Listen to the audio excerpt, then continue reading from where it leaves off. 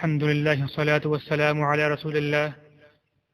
قال المؤلف رحمه الله تعالى في باب قول الله تعالى: ألم تر إلى الذين يزعمون أنهم آمنوا بما أنزل إليك وما أنزل من قبلك يريدون أن يتحاكموا إلى الطاغوت وقد أمروا أن يكفروا به ويريد الشيطان أن يضلهم ضلالا بعيدا.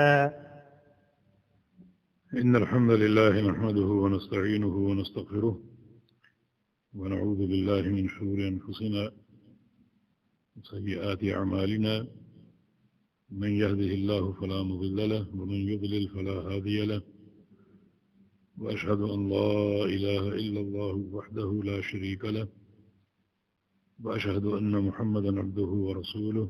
أما بعد، فإن أصدق الكلام كلام الله، وأحسن الهدي هدي محمد صلى الله تعالى عليه وسلم، وشر الأمور محدثاتها، وكل محدثة بدعة، وكل بدعة ضلالة، وكل ضلالة في النار. من يطع الله ورسوله فقد رشد واهتدى، ومن يعص الله ورسوله فقد ضل وغوى. اللهم صل على محمد وعلى آل محمد كما صليت على إبراهيم وعلى آل إبراهيم إنك حميد مجيد. اللهم بارك على محمد وعلى آل محمد كما باركت على إبراهيم وعلى آل إبراهيم إنك حميد مجيد. سبحانك لا علم لنا إلا ما علمتنا إنك أنت العليم الحكيم. رب اشرح لي صدري ويسر لي أمري واحلل عقدة من لساني يفقه قولي. وبعد، باب قول اللہ تعالی.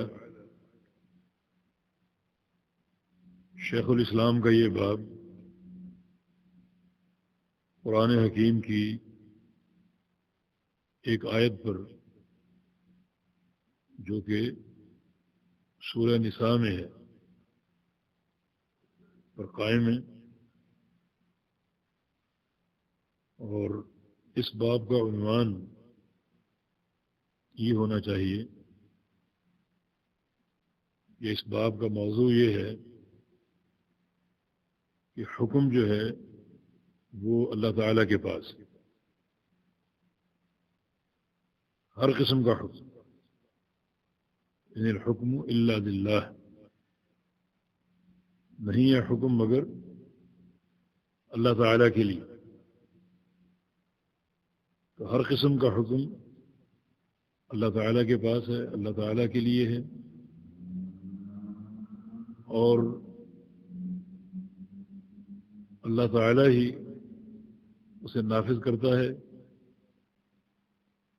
اور یہی ہمارا عقیدہ ہونا چاہیے. یہ عین توحید ہے. اور اس کے منافی جو عقیدہ ہے وہ یقیناً شرک اکبر ہے. اور توحید کا تقاضا یہی ہے کہ ہر قسم کا حکم اللہ تعالیٰ کے لیے ہے. یہ حکم سے کیا مراد؟ حکم سے مراد اللہ تعالیٰ کا فیصلہ، اللہ تعالیٰ کا قانون، وہی سب پر نافذ ہے اور اس کو قبول کرنا چاہیے. مثلا دو شخصوں میں اختلاف ہو جائے، اس کا فیصلہ کیسے ہوگا اور کون کرے گا، یہ اختیار صرف اللہ رب العزت کے پاس. اس صورتحال میں خاص طور پہ اللہ تعالیٰ کے امر اور اس کے حکم کے بغیر کوئی دوسری صورت نہیں بنتی. مثلا کسی بھی مقام پر کوئی نظام ہے، حکومت کا نظام کہہ لو یا کسی بھی علاقے یا خطے کا نظام کہہ لو، اس نظام کی اساس کیا ہوگی؟ اللہ تعالیٰ کا حکم، وضعی قوانین نہیں، یا لوگوں کے بنائے ہوئے دستور نہیں، بلکہ صرف اللہ رب العزت کا حکم اور اسی کا قانون. اور یہ نقطہ اصل توحید، بلکہ توحید کے باب میں اس کی بڑی اہمیت ہے. بعض لوگوں نے تو اسے توحید کی چوتھی قسم قرار دیا، توحید حاکمیت. مگر توحید کی تقسیم میں حق یہی ہے کہ توحید کی 3 قسمیں جن کا ذکر بار بار ہو رہا ہے، توحید ربوبیت اور الوہیت اور اسماء و صفات. بعض لوگوں نے یہ ایک تقسیم ذکر کی ہے کہ چوتھی قسم توحید حاکمیت، لیکن یہ چوتھی قسم کا ذکر کرنا یہ غلط ہے. یہی تقسیم معروف ہے. تو توحید حاکمیت کے بارے میں کیا کہا جائے گا؟ توحید حاکمیت کا تعلق انہی اقسام سے ہے جو ہم بیان کر رہے ہیں. اللہ تعالیٰ کا حکم اس کی تمام ملکوت پر نافذ ہے، کائنات پر. یہ حکم قدری و کونی ہے، بارش برسانا، کسی کو پیدا کرنا، کسی کو مارنا، رزق دینا، یہ اللہ کا حکم ہے اور یہی نافذ ہے. تو اس معنی میں حکم کا تعلق توحید ربوبیت سے، اور ایک حکم شرعی ہے، اللہ تعالیٰ کی شریعت کا نظام. نماز قائم کرو، زکوٰۃ دو، حج کرو، روزے رکھو، قربانی دو.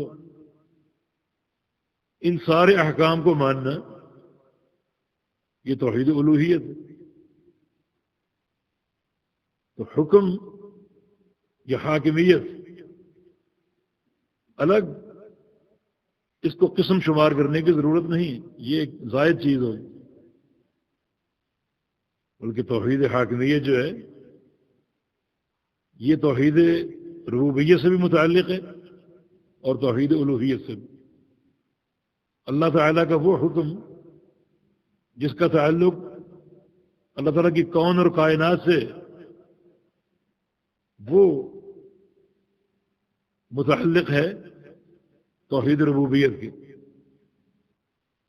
اللہ تعالیٰ کا وہ حکم جو اس کی شریعت سے متعلق ہے، اس کے اوامر، اس کے نواہی، وہ حکم متعلق ہے توحید الوہیت کی. الگ سے اس کو قسم بنانے کی ضرورت نہیں ہے. لیکن یہ بات حقیقت ہے کہ اللہ تعالیٰ کی حاکمیت یا اس کا حکم یہ توحید کے مسائل میں بڑا اہم مسئلہ اور بڑا عظیم یہ باب ہے. لا الہ الا اللہ محمد الرسول اللہ کا تقاضا یہ ہے کہ اللہ تعالیٰ کے حکم کو مانا جائے، اسی کو نافذ کیا جائے. اس کا انکار کفر ہے. اس حکم کے مقابلے میں کوئی حکم وضع کرنا، کوئی دستور قائم کرنا، یہ بھی شرک اور کفر ہے. اور صرف اللہ رب العزت کے حکم کو قبول کرنا، نافذ کرنا، یہ اصل توحید. جیسے کہ نبی علیہ السلام کی دعا وَمَاضٍ فِيَّ حُکْمُکَ، کہ مجھ پر تیرا حکم چلتا ہے، کسی اور کا نہیں. اس کے دونوں معنی کہ میرے جو بھی تغیرات ہیں، جو بھی دن اور رات کے تصرفات ہیں، تیرے حکم کے تحت ہیں. اور دین میں میرا عبادت کرنا، اطاعت کرنا، وہ سب تیرے حکم کے تحت ہے. تو حکم اگر قدری و کونی ہے تو اس کا تعلق توحید ربوبیت سے ہے، اور حکم اگر شرعی ہے تو اس کا تعلق توحید الوہیت سے ہے، لہذا الگ سے توحید حاکمیت کی قسم بنانا ایک زائد اور فالتو چیز ہوگی۔ لیکن جیسا کہ ہم نے عرض کیا کہ توحید حاکمیت یہ اللہ تعالیٰ کے حکم کی بڑی اہمیت، اور یہ باب بڑا عظیم اور بڑا اہم ہے، اور اس کا ترک جو ہے یہ شرک اکبر ہے۔ اللہ تعالیٰ کا فرمان الم تر الی الذین یزعمون انہم آمنوا بما انزل الیک وما انزل من قبلک، کہ آپ نے نہیں دیکھا ان لوگوں کو جن کا یہ زعم ہے، یعنی زعم وہ خیال فاسد، یزعمون ہی سے ان کی تردید ہو رہی ہے۔ کیا ان کا زعم ہے؟ انہم آمنوا بما انزل الیک وما انزل من قبلک، کہ وہ ایمان لاتے ہیں کس پر؟ جو کچھ آپ پر نازل ہوا اس پر، اور جو آپ سے پہلے انبیاء پر نازل ہوا اس پر۔ یہ ان کا زعم، حقیقی ایمان ان کا قائم نہیں ہے۔ جو آپ پہ نازل کیا گیا اس پر بھی ایمان کا دعویٰ ہے، اور جو آپ سے قبل انبیاء پہ نازل کیا گیا اس پر بھی ایمان کا دعویٰ ہے، اور ایمان ہونا چاہیے، اس کے بغیر انسان مومن نہیں ہے۔ بس فرق یہ ہے کہ رسول اکرم صلی اللہ علیہ وسلم پر جو کچھ نازل ہوا اس پر ایمان لانے کا معنی اس کو قبول کیا جائے، تسلیم کیا جائے، اس کو اپنایا جائے۔ اور انبیاء سابقین پر جو نازل ہوا اس پر صرف ایمان ہو۔ ہماری شریعت نے سابقہ انبیاء کی شرائع کو منسوخ کر دی۔ صرف ایک نقطہ ہر شریعت کا مشترک ہے، اور وہ توحید۔ وما ارسلنا من قبلک من رسول الا نوحی الیہ انہ لا الہ الا انا فاعبدون۔ یہ ہر نبی کی دعوت ہے، ہر نبی کی یہ دعوت۔ وصل من ارسلنا من قبلک من رسلنا اجعلنا من دون الرحمن آلہۃ یعبدون۔ اے محمد صلی اللہ علیہ وسلم، جو آپ سے قبل انبیاء بھیجے گئے ان سے پوچھو، ان سے سوال کرو کہ کیا کسی نبی کے دور میں، کسی نبی کی شریعت میں رحمان کے علاوہ کسی کی عبادت تھی؟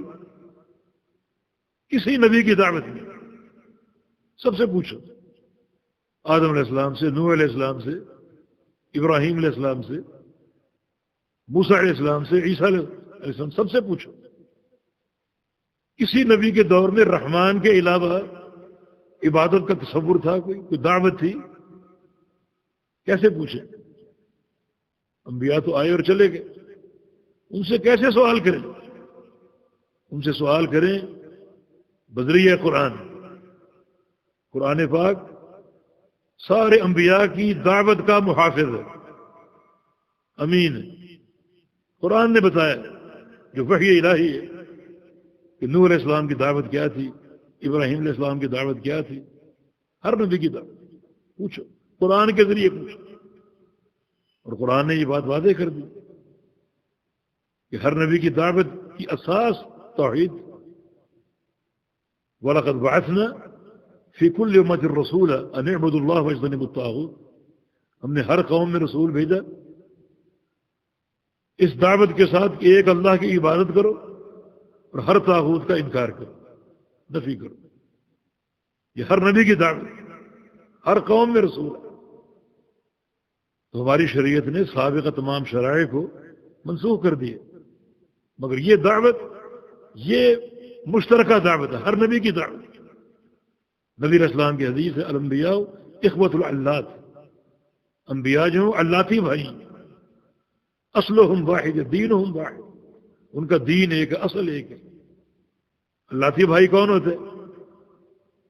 جن بھائیوں کا باپ ایک ہو اور مائیں مختلف ہوں۔ بھائی تین طرح کے ہوتے ہیں، حقیقی، علاتی اور اخیافی۔ حقیقی بھائی کون ہے؟ جن کے ماں باپ ایک ہوں۔ اللتی بھائی کون ہے؟ جن کا باپ ایک ہو مائیں مختلف ہوں، جیسے ایک شخص کی کئی شادیاں اور ہر ایک سے اولاد ہو، یہ آپس میں اللتی بھائی ہیں۔ اخیافی بھائی کیا ہیں؟ جن کی ماں ایک ہو باپ مختلف ہو۔ ایک خاتون کا نکاح ہو، اس کا شوہر اس کو طلاق دے دے یا فوت ہو جائے، دوسری شادی کر لے اور دونوں شوہروں سے اولاد ہو، یہ آپس میں اخیافی بھائی۔ بلکہ انبیاء جو ہیں وہ اللتی بھائی، جن کا اصل باپ اصل ایک ہے، اور وہ کیا ہے؟ وہ توحید باری تعالی۔ یہ ہر نبی کی دعوت ہے۔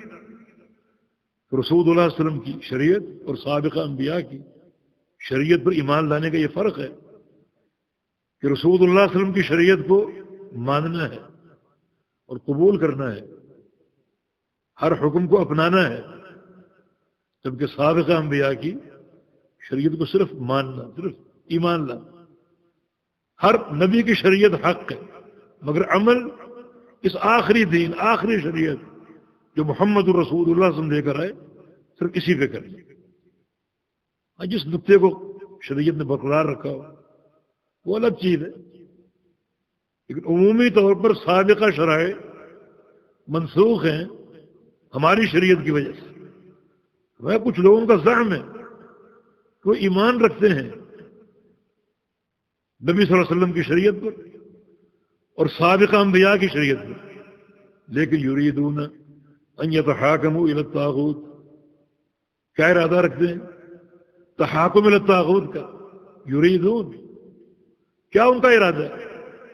طاغوت سے فیصلہ کرانے۔ حکم کن کو مانتے ہیں؟ طاغوت کو۔ یریدون، یریدون یہ اس آیت میں ایک قاعدہ ہے کہ مذمت کس کی ہوگی؟ جو طاغوت سے فیصلہ کرے اپنے ارادے سے، اپنی خوشی سے، اپنے عقیدے کے تحت، وہ قابل مذمت۔ اگر کوئی مکرہ یا مجبر ہے، جسے مجبور کیا گیا ہو، اکراہ کے ساتھ کوئی فیصلہ مسلط کیا جائے کہ اکراہ کے ساتھ فیصلہ وہ کرانے پر مجبور ہو، اکراہ کی شکل الگ ہے۔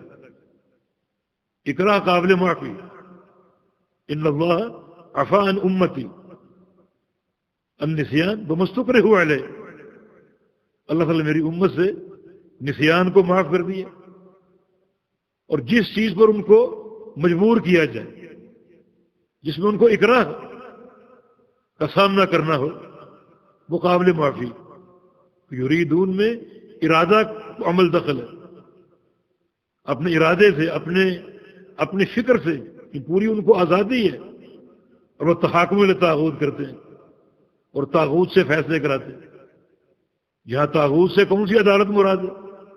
وہ عدالت جو اللہ کے قانون سے فیصلہ نہ کرے، بلکہ وضعی دستور اور وضعی قانون، خود ساختہ قانون سے فیصلے کرے۔ اللہ رب العزت کے قانون کے مقابلے میں یہ قانون طاغوت ہوگا۔ اللہ تعالیٰ حکم ہے، اس کے مقابلے میں کسی کو حکم مانو گے یا کوئی حکم بنے گا، وہ طاغوت ہو۔ وقد امروا یکفروا بہ، جبکہ حکم کیا دیا گیا کہ طاغوت کے ساتھ کفر کرو، طاغوت کے ساتھ کفر کرو۔ اس سے یہ بات ثابت ہوئی کہ طاغوت اور اس کے فیصلے کا انکار واجب ہے۔ وقد امروا، یہ امر اللہ کی طرف سے حکم دیا گیا ہے کہ طاغوت کا انکار کرو اور طاغوت کے ساتھ کفر کرو۔ غیر اللہ کا قانون یا غیر اللہ جو اپنے قانون کو نافذ کرنے کی کوشش کرے، اس کے کفر اور انکار کا حکم ہے۔ یرید الشیطان ان یضلهم ضلالا بعیدا، اور شیطان کا کیا ارادہ ہے کہ لوگوں کو خوب گمراہ کرے۔ اس سے یہ ثابت ہوا کہ اللہ تعالیٰ کے قانون اور اس کے فیصلے کے ماں سوا جو بھی قوانین ہوں گے، جو بھی فیصلے ہوں گے، وہ شیطان کی وحی ہے۔ یرید الشیطان، وہ شیطان کی وحی قرار پائیں گے، اور اللہ کا قانون صرف وہی ہے جو وحی الہی کتاب و سنت کی شکل میں۔ اس کے ماں سوا جو بھی قوانین ہوں گے، جو بھی حکم ہوں گے، وہ شیطان کی وحی اور وہ شیطان کے وساوس ہوں گے۔ تو باہر کہ یہ توحید کا اہم شعبہ اور لا الہ الا اللہ محمد رسول اللہ کی صلی اللہ علیہ وسلم گواہی کا تقاضا کیا ہے؟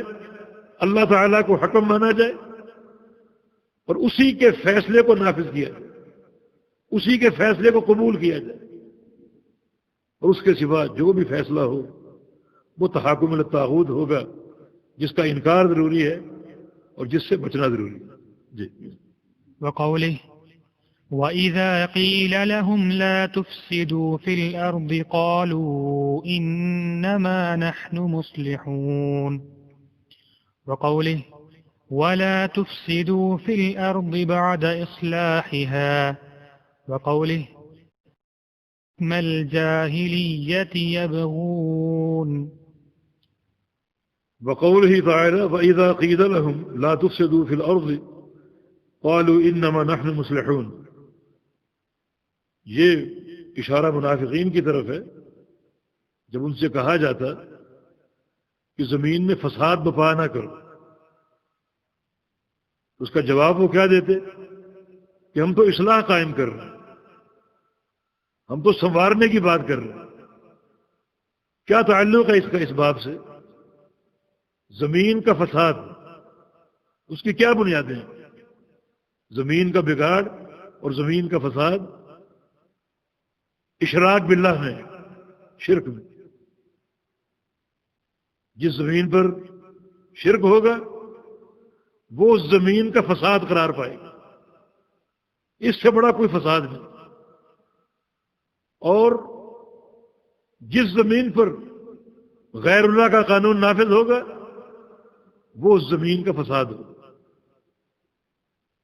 لا تفسدوا فی الارض، کہ زمین میں فساد بپا نہ کرو، معنی شرک سے بعد آ جاؤ، اور معنی غیر اللہ کی اطاعت سے بعد آ جاؤ، غیر اللہ کی تحکیم سے بعد آ جاؤ۔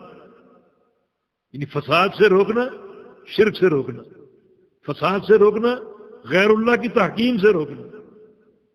اللہ تعالیٰ کے حکم کو قبول کرو، اس کو اپناؤ۔ ان کا گھنونا کردار کیا تھا؟ نفاق۔ نفاق نفق سے، جس کے دو منہ ہوتے ہیں، ایک سے داخل ہوتے ہیں، دوسرے سے باہر نکلتے ہیں۔ اور منافقین کا یہی شیوا تھا، یہ ان کی خصلت تھی، دو منہ والے۔ وَإِذَا لَقُوا الَّذِينَ آمَنُوا قَالُوا آمَنَّا وَإِذَا خَلَوْا إِلَىٰ شَيَاطِينِهِمْ قَالُوا إِنَّا مَعَكُمْ۔ اہل ایمان سے ملتے تو کہتے ہم مومن ہیں، تمہارے ساتھ ہیں۔ اپنے شیاطین سے ملتے تو کہتے ہم تمہارے ساتھ ہیں، ان کے ساتھ تو مذاق چل رہا ہے ہمارا۔ نفاق ایک سب سے خطرناک حقیقت، سب سے خطرناک حقیقت۔ چنانچہ انہوں نے زمین پر فساد بپا کیا ان چند صورتوں کے ساتھ۔ اللہ تعالیٰ نے روکا اس سے، اور پوری طرح اپنی عبادت اور اپنی اطاعت کے دائرے میں آنے کا حکم دیا، جو کہ امن ہے، سلامتی ہے۔ اس کا جواب کیا انہوں نے دیا؟ قالوا انما نحن مصلحون، کہ ہم تو صرف اصلاح چاہتے ہیں۔ اصلاح کیسے ہو سکتی؟ غیر اللہ کا قانون کیسے اصلاح کا ذریعہ بن سکتا ہے؟ غیر اللہ کی عبادت کیسے اصلاح کا ذریعہ بن سکتی ہے؟ اور نفاق کی یہ صورتیں کیسے اصلاح کا ذریعہ بن سکتی ہے؟ یہ محض فساد ہی فساد۔ اس لیے قرآن کہتا ہے کہ ان المنافقین لفی الدرک الاسفل من النار، کہ جہنم میں سب سے نیچے منافقین، جن لوگوں کے کردار میں، عقیدے میں نفاق ہے، وہ جہنم میں سب سے نیچے ہوں۔ یہ لوگ انتہائی خطرناک ہوتے ہیں۔ باہر کہ اللہ تعالیٰ نے یہ اشارہ دے دیا کہ زمین کی اصلاح اور زمین کا امن و سلامتی ایک تو توحید میں ہے، اور دوسرا اللہ رب العزت کا قانون اور اس کا حکم قائم کرنے میں۔ وَلَا تُفْسِدُوا فِي الْأَرْضِ بَعْدَ إِصْلَاحِهَا، زمین میں فساد مت بچاؤ، مت بپا کرو اصلاح کے بعد۔ جہاں اللہ رب العزت کا قانون رائج ہو، اللہ تعالیٰ کی عبادت جہاں پر قائم ہو، وہاں تم کوشش کرو اپنے فساد کو داخل کرنے کی، اپنے بگاڑ کو داخل کرنے کی، شرک کے ذریعے یا وضعی قوانین کے ذریعے یا اپنے بنائے ہوئے اصولوں اور قانون کے ذریعے۔ یہ بگاڑ جو ہے یہ فتنہ ہے، ایسا فتنہ بپا نہ کرو، اور خالص اللہ رب العزت کے نظام کے ساتھ جڑ جاؤ، منسلک ہو جاؤ۔ یہ تمہارے لیے باعث برکت ہوگا دنیا میں بھی اور کل قیامت کے دن۔ افحکم الجاہلیت یبغون، یہ کیا چاہتے ہیں؟ جاہلیت کا حکم کیا چاہتے ہیں؟ یہ جاہلیت کا قانون۔ جاہلی قانون کیا ہے؟ ہر وہ قانون جو کتاب و سنت سے ٹکرا رہا ہو، خواہ وہ زمانہ جاہلیت کا ہو۔ زمانہ جاہلیت نبی علیہ السلام کی بعثت سے قبل کا زمانہ، چاہے وہ آج کی جاہلیت کا ہو۔ جاہلیت تو ہر دور میں ہوتی۔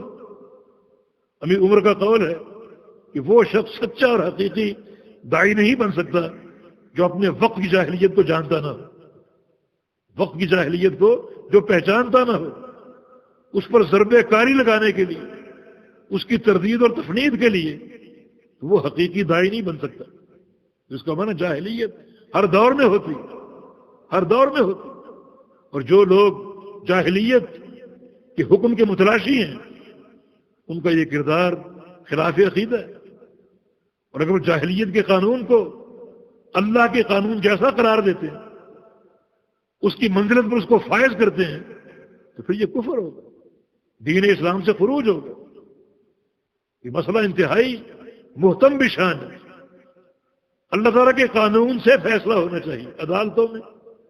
حاکم وقت کا قاضی یا کوئی متخاصمین ہو، دو جھگڑنے والے، ان میں اختلاف ہو کسی بھی مسئلے، عقیدے کا ہو، عمل کا ہو، احکام ہو، معاملات ہو، خرید و فروخت ہو، کوئی مسئلہ ہو، ان کے مابین فیصلہ کیا ہوگا؟ کس چیز کے ساتھ ہوگا؟ اللہ کے قانون کے ساتھ۔ ان متخاصمین کا خالق کون ہے؟ اللہ تعالیٰ۔ ان متخاصمین کا، دو جھگڑنے والوں کا خالق کون ہے؟ اللہ تعالیٰ۔ تو ان پر قانون کس کا قائم کرو گے؟ جو ان کا خالق۔ الا لہ الخلق والامر، یہ دنیا اس کی خلق ہے تو اسی کا امر نافذ ہوگا نا۔ خالق وہ ہے اور مالک وہ ہے، امر کسی اور کا ہو۔